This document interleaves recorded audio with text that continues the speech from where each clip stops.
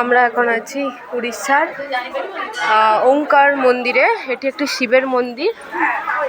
এই যে দেখো কত সুন্দর চারিদিকটা।